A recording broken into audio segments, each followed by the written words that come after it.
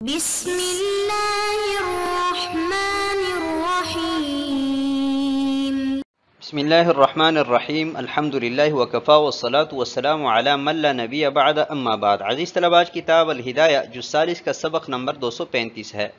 اور اس سبق میں جنس اضافت التوکیل بالشراء الی دین علی الوکیل کے متعلق بات کریں گے، اور کتاب کی عبارت ومن لہ علی آخر الف سے لے کر لانعقاد البیع تعاطیا تک ہوگی. آتے ہیں سبق کے متعلق اصول کی طرف. تو اصل نمبر 1، تملیک الدین من غیر من علیہ الدین باطل الا ان یوکلہ بقبضہ، کہ اس شخص کو دین کا وکیل بنانا کہ جس پر دین نہیں ہے یہ باطل ہے، مگر یہ کہ اس کی طرف سے اسے وکیل بالقبض بنایا جائے. نمبر 2، الامر فی غیر الملک باطل، کسی غیر کی ملکیت میں حکم کرنا یہ باطل ہے. نمبر 3، الدیون تقضی بامثالها لا باعیانها، کہ دیون کو ان کے امثال سے ادا کیا جاتا ہے نہ کہ اعیان سے. نمبر 4، الامر بصرف ما لا یملکہ الا بالقبض قبل القبض باطل،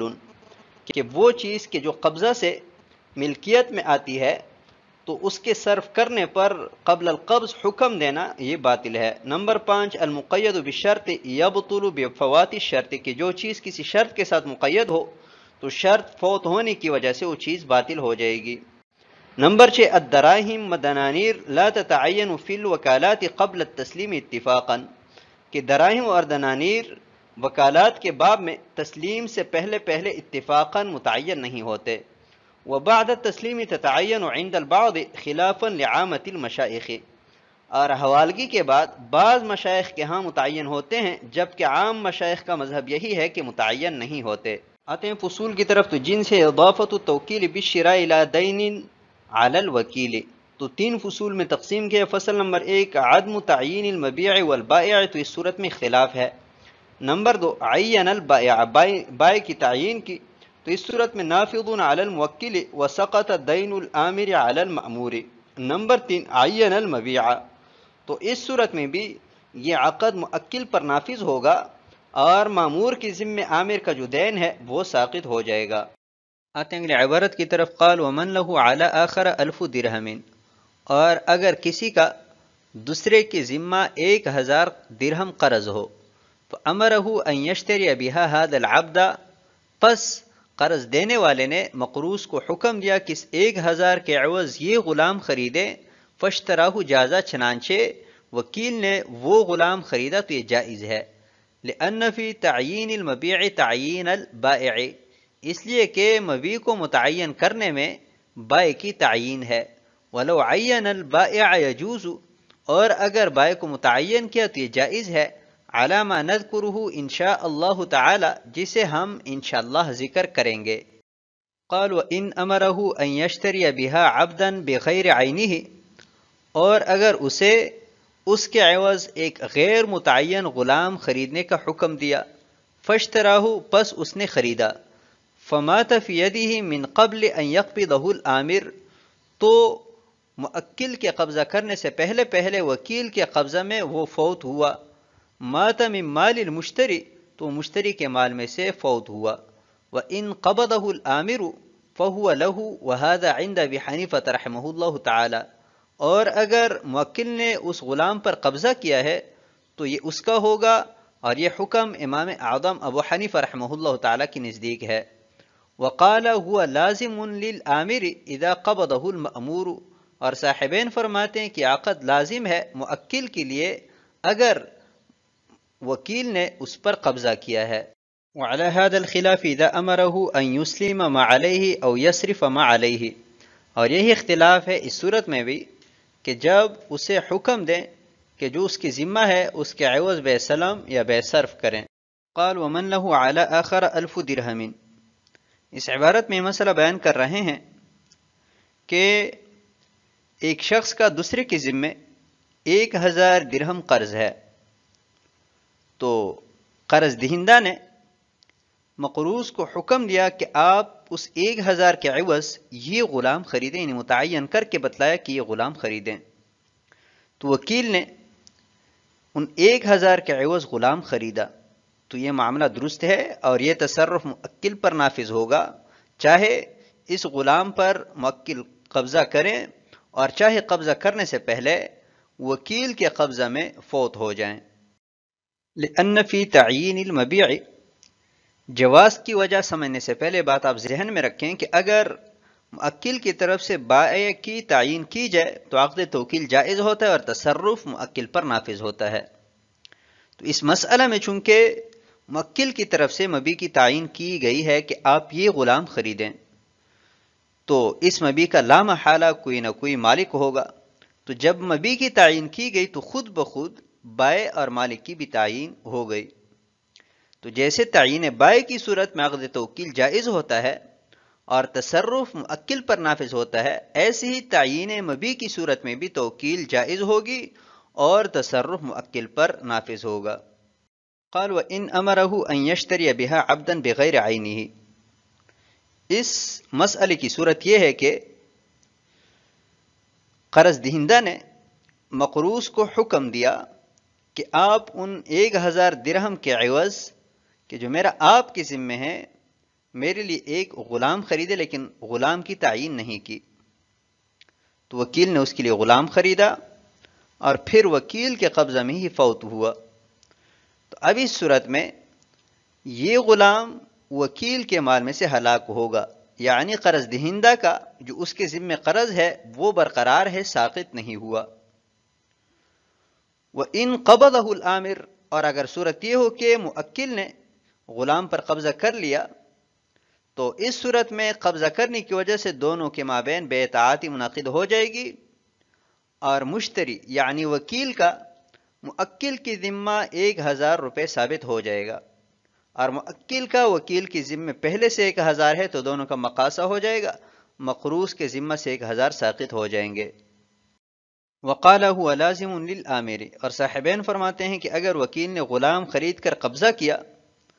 تو یہ عقد توکیل چونکہ درست ہے، اس وجہ سے جب وکیل نے بلا مخالفہ موکل کے لیے غلام خریدا تو یہ تصرف موکل پر نافذ ہوگا۔ اب یہ غلام چاہے وکیل کے قبضہ میں ہلاک ہو اور چاہے موکل کے قبضہ میں ہلاک ہو،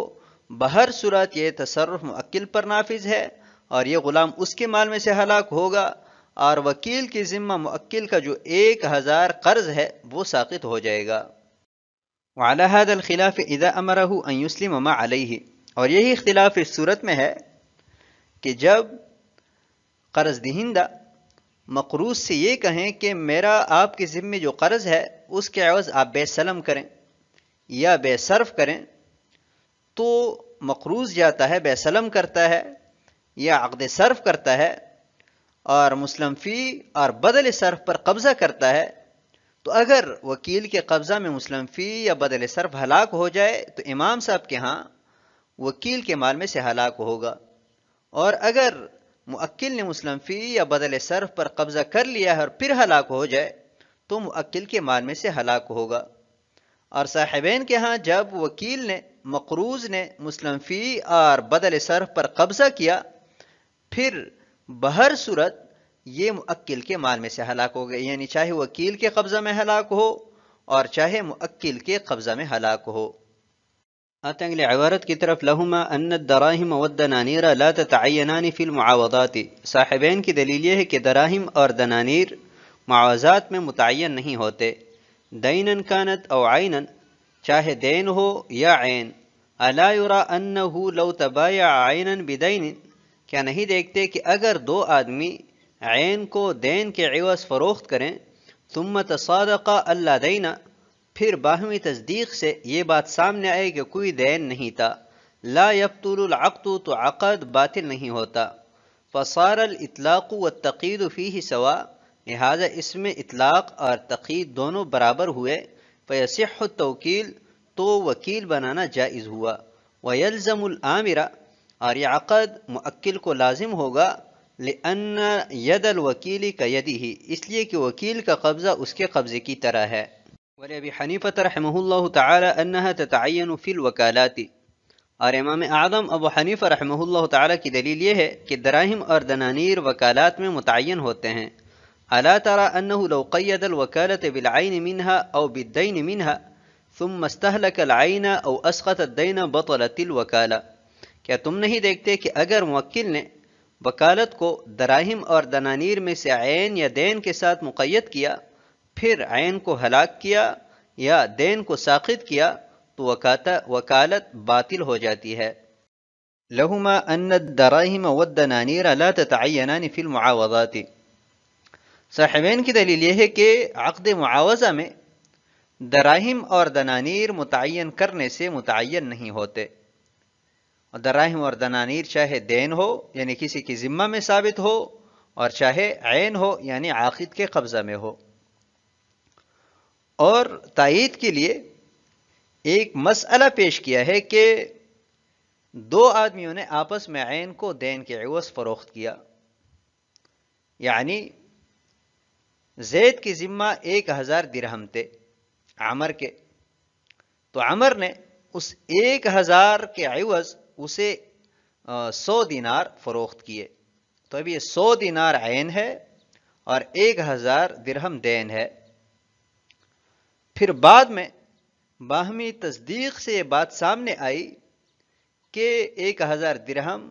واجب نہیں تھے، یعنی کوئی دین نہیں تھا، تب یہ جو عقد کیا گیا ہے 1000 کے عوض جو 100 دینار خریدے گئے ہیں، یہ عقد باطل نہیں ہوتا۔ اور حالانکہ چاہیے تو یہ تھا کہ جب یہ بات ثابت ہو گئی کہ دین نہیں ہے تو یہ عقد باطل ہونا چاہیے تھا، لیکن باطل نہیں ہوا، تو اس سے معلوم ہوا کہ دراہم اور دنانیر متعین کرنے سے بھی متعین نہیں ہوتے۔ تو جب عقد معاوضہ میں دراہم اور دنانیر متعین نہیں ہوتے تو اس میں اطلاق اور تقیید دونوں برابر ہوئے۔ اطلاق کا مطلب یہ کہ مطلقاً موکل نے اسے کہا کہ آپ 1000 کے عوض میرے لیے غلام خریدیں، اور تقیید کی صورت یہ ہے کہ موکل یعنی قرض دہندہ مقروض سے یہ کہیں کہ آپ کی ذمہ جو 1000 میرا قرض ہے اس کے عوض آپ میرے لیے غلام خریدیں، تو جب اطلاق اور تقیید دونوں برابر ہے تو توکیل درست ہوئی، اور جب توکیل درست ہے اور وکیل کی طرف سے کوئی مخالفت بھی نہیں پائی گئی ہے تو یہ عقد موکل کو لازم ہوگا۔ لأن ید الوکیل کیدہ، اس لیے کہ وکیل کا جو قبضہ ہے وہ موکل کا قبضہ ہے، یعنی وکیل نے جب غلام پر قبضہ کر لیا تو ایسا ہوا گویا کہ موکل نے قبضہ کیا، اور موکل اگر قبضہ کرے ہلاک ہو جائے تو امام صاحب بھی تسلیم کرتے ہیں کہ موکل کے مال میں سے ہلاک ہوگا، لیکن وکیل کی صورت میں امام صاحب تسلیم نہیں کرتے، تو صاحبین فرماتے ہیں کہ وکیل کا قبضہ بھی تو موکل کا قبضہ ہے، تو جیسے موکل کے قبضہ میں ہلاکت کی صورت میں موکل کے مال میں سے ہلاک ہوتا ہے، ایسی ہی وکیل کے قبضہ میں بھی اگر ہلاک ہو جائے تو موکل کے مال میں سے ہلاک شمار ہوگا۔ ولابی حنیفہ رحمہ اللہ تعالی، اور امام اعظم ابو حنیفہ رحمہ اللہ تعالی کی دلیل یہ ہے کہ وکالات میں دراہم اور دنانیر متعین ہوتے ہیں۔ مثال سے بطور تائید اس کی وضاحت کرتے ہیں کہ موکل نے عقد وکالہ کو عین درہم کے ساتھ مقید کر دیا کہ اس درہم کے عوض یا اس دینار کے عوض آپ میرے لیے فلاں چیز خریدیں، یا وکیل کے ذمے موکل کا قرض تھا اور یہ کہا کہ اس قرض کے عوض آپ میرے لیے کوئی چیز خریدیں، یعنی عقد وکالہ کو دین یا عین کے ساتھ مقید کر دیا، پھر عین کی صورت میں موکل نے عین کو ہلاک کیا، یا دین کی صورت میں موکل نے وکیل کو دین سے بری کر دیا، تو اس صورت میں عقد وکالہ باطل ہو جاتا ہے۔ تو اس سے معلوم ہوا کہ عقد وکالہ میں دراہم اور دنانیر متعین کرنے سے متعین ہو جاتے ہیں، وگرنہ اس صورت میں یعنی ہلاکت کی صورت میں یا ابراء کی صورت میں عقد وکالہ باطل نہیں ہونا چاہیے تھا۔ آتے ہیں اگلی عبارت کی طرف، وَإِذَا تَعَيَّنَتْ كَانَ هَذَا تَمْلِيكَ الدَّيْنِ مِنْ غَيْرِ مَنْ عَلَيْهِ الدَّيْنِ مِنْ دُونِ أَنْ يُوَكِّلَهُ بِقَبْضِهِ وَذَلِكَ لَا يَجُوزُ، اور جب دراہم اور دنانیر متعین ہوئے تو یہ ایسا ہوا کہ دین کا ایسے آدمی کو مالک بنایا کہ جس پر قرض نہیں ہے، اور اس کو قرض اصول کرنے کا وکیل بھی نہیں بنایا، اور یہ جائز نہیں ہے۔ كما إذا اشترى بدين على غير المشتري أو يكون أمرا بصرف ما لا يملكه إلا بالقبض قبله وذلك باطل، جیسا کہ اس قرض کے عوض کوئی چیز خریدیں کہ جو مشتری کے علاوہ دوسرے پر ہے، یا یہ حکم ہے ایسی چیز کے صرف کرنے پر کہ جس کا موکل مالک نہیں ہے مگر یہ کہ حکم دینے سے اس پر پہلے قبضہ کریں۔ وذالک باطل، اور یہ باطل ہے، کما اذا قال، جیسا کہ وہ یہ کہیں کہ اعط مالی علیک من شئت، کہ میرا آپ کے ذمہ جو مال ہے جسے آپ چاہیں دے دے۔ بخلاف ما اذا عین البائع، برخلاف اس صورت کے کہ جب موکل نے بائع متعین کر دیا ہو، لأنه يصير وکیلا عنہ فی القبض، اس لیے کہ وہ موکل کی طرف سے وکیل فی القبض بن جائے گا، ثم یتملکہ، پھر وہ اس کا مالک بن جائے گا۔ وبخلاف ما اذا امرہ بالتصدق،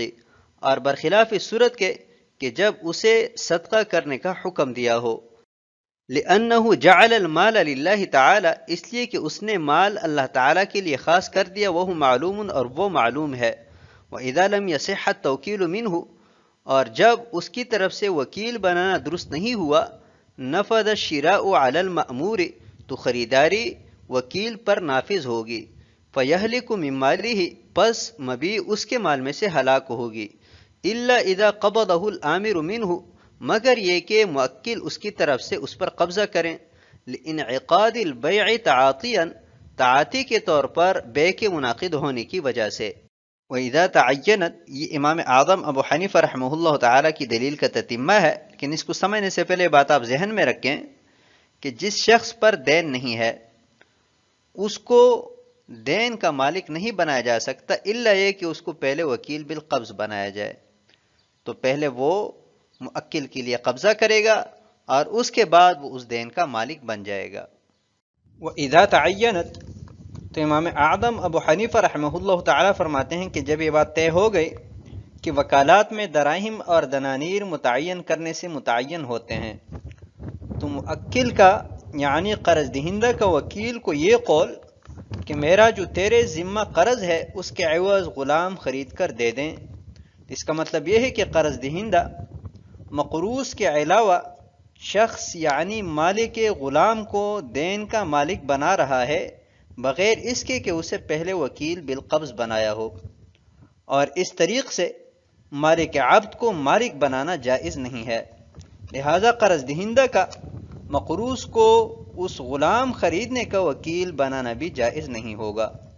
تو جب توکیل باطل ہوئی تو مقروض کے ہاتھ میں غلام ہلاک ہونے کی صورت میں وکیل کے مال میں سے ہلاک ہوگا، اور اگر موکل نے قبضہ کر لیا تو دونوں کے مابین بیعتعاتی منعقد ہو جائے گی، تو بیعتعاتی کے منعقد ہونے کی وجہ سے موکل کے مال میں سے ہلاک شمار ہوگا۔ اور اس کی نظیر یہ ہے کہ کسی شخص نے اس قرض کے عوض کوئی چیز خریدی جو مشتری کے علاوہ کے ذمہ ہے، مثلا احمد کا جمال کے ذمہ قرض ہے اور احمد نے محمد کو وکیل بالشراء بنایا اور کہا کہ جمال کے ذمہ جو میرا قرض ہے اس کے عوض میرے لیے حفیظ سے گڑی خریدو، تو یہ ناجائز ہے کیونکہ غیر مقبوض اور غیر مملوک میں تصرف کا حکم دے رہا ہے۔ اسی طرح ہمارے اس مختلفی صورت میں بھی موکل کا وکیل کو یہ کہنا کہ اس قرض کے عوض میرے لیے آپ غلام خریدیں کہ جو آپ کے ذمہ میرا ہے، کیونکہ یہ غیر مملوک اور غیر مقبوض میں تصرف کا حکم ہے۔ او یکون امرا بصرف ما لا یملکہ الا بالقبض قبلہ، یہ دوسری دلیل ہے جس کا خلاصہ یہ ہے کہ ضابطہ تو یہ ہے کہ موکل یعنی قرض دہندہ پہلے قرض پر قبضہ کریں اور قبضہ کرنے کے بعد وہ وکیل کو اس میں تصرف کرنے کا حکم دے دیں، لیکن یہاں پر وہ قبضہ کرنے سے پہلے غیر مملوک اور غیر مقبوض دین میں تصرف کا وکیل کو حکم دے رہا ہے جو کہ ناجائز ہے۔ تو جب تصرف کرنے کا حکم دینا ناجائز ہے تو توکیل باطل ہے، لہذا مبیع جب وکیل کے قبضہ میں ہلاک ہو جائے تو وکیل کے مال میں سے ہلاک ہوگی کیونکہ توکیل تو باطل ہے، اور اگر موکل نے قبضہ کر لیا تو قبضہ کرنے کی وجہ سے دونوں کے مابین بیعتعاتی منعقد ہو جائے گی اور بیعتعاتی کی وجہ سے موکل کے مال میں سے مبیع ہلاک ہوگی۔ اور اس کی مثال ایسی ہے کہ قرض دہندہ مقروض سے کہیں کہ میرا مال جو آپ کے ذمہ ہے جسے چاہیں دے دے تو یہ ناجائز ہے، کیونکہ غیر مقبوض اور غیر مملوک میں تصرف کا حکم ہے۔ ایسی ہمارے مختلفی صورت میں بھی تصرف کا حکم دینا، یعنی موکل کا وکیل کو تصرف کا حکم دینا ناجائز ہے، جس کی وجہ سے توکیل باطل ہوئی۔ تو جب توکیل باطل ہوئی تو وکیل کے قبضہ میں ہلاک ہو جائے تو اسی کے مال میں سے ہلاک ہوگا، اور اگر موکل نے قبضہ کیا تو موکل کے مال میں سے اس وجہ سے نہیں کہ توکیل درست ہوئی ہے، بلکہ اس وجہ سے کہ دونوں کے مابین بے تعاطی منعقد ہوئی ہے۔ بخلاف ما اذا عین البائع، برخلاف صورت کے کہ جب موکل بائع کی تعین کریں، یعنی وکیل سے یہ کہیں کہ آپ فلاں شخص سے میرے لیے اس 1000 درہم کے عوض غلام خریدیں کہ جو آپ کی ذمہ ہے، تو یہ معاملہ درست ہے۔ اس صورت میں اگر وکیل اس بائع سے غلام خریدتا ہے تو یہ تصرف موکل پر نافذ ہوگا، کیونکہ یہاں پر اگرچہ تملیک الدین من غیر من علیہ دین ہے، یعنی بائع کو موکل اس دین کا مالک بنا رہا ہے کہ جو بائع کی ذمہ نہیں ہے، لیکن یہ اس صورت میں ناجائز ہے کہ جب اسے پہلے وکیل بالقبض نہ بنایا ہو۔ یہاں پر تو تعین بائع کی وجہ سے وہ وکیل بالقبض بنا، تو یہ ایسا تصور ہوگا کہ پہلے اس نے موکل کے لیے قبضہ کیا اور پھر خود غلام فروخت کرنے کی وجہ سے اس کا مالک بنا۔ وبخلاف ما اذا امرہ بالتصدق، ذہن میں ایک سوال پیدا ہوتا ہے کہ اگر قرض دہندہ نے مقروض کو حکم دیا کہ آپ کے ذمے جو میرا قرض ہے وہ صدقہ کر دیں، تو اگر مقروض صدقہ کر دیتا ہے تو وہ موکل کے مال میں سے جاتا ہے، قرض دہندہ کے مال میں سے جاتا ہے، اور حالانکہ چاہیے تو یہ تھا کہ وہ مقروض یعنی وکیل کے مال میں سے جاتا، کیونکہ موکل کی طرف سے مسکین کی تعین نہیں کی گئی، تو جب اس کی طرف سے تعین نہیں ہوئی ہے تو توکیل بالقبض نہیں پائی گئی، یعنی قبضہ کرنے کا اس نے کسی کو وکیل نہیں بنایا، لہذا توکیل باطل ہونی چاہیے جیسا کہ سابقہ صورتوں میں۔ تو اس کا جواب صاحب ہدایہ نے یہ دیا ہے کہ توکیل اس وجہ سے باطل نہیں ہے کہ صدقہ اللہ تعالیٰ کو دیا جاتا اور معلوم ہے، تو گویا کہ موکل کی طرف سے تعین کی گئی تو مسکین نے موکل کی طرف سے نائب بن کر پہلے قبضہ کیا اور پھر اپنے لیے قبول کیا، تو اس وجہ سے یہاں پر توکیل درست ہے۔ وَإِذَا لَمْ يَصِحَّ التَّوْكِيلُ مِنْهُ، اس عبارت کا تعلق سابقہ صورتوں کے ساتھ ہے، اور ہر صورت کے ضمن ہم اس پر بات کر چکے ہیں کہ جب توکیل باطل ہوئی تو اگر وکیل غلام خریدے گا تو یہ خریداری اسی کے لیے ہوگی، لہٰذا اس کے قبضہ میں اگر ہلاک ہو جائے تو اسی کے مال میں سے غلام ہلاک ہوگا، اور اگر خریدنے کے بعد قرض دہندہ یعنی موکل نے غلام پر قبضہ کر لیا تو دونوں کے مابین بے تعاطی منعقد ہو جائے گی، اور قبضہ کرنے کے بعد وہ مالک بن جائے گا، تو اگر موکل کی قبضہ میں ہلاک ہو جائے اس کی اپنی مملوکہ چیز ہلاک ہوگی۔ تو آج کے سبق کو ہم اسی پر ختم کرتے ہیں۔ والسلام علیکم ورحمۃ اللہ وبرکاتہ۔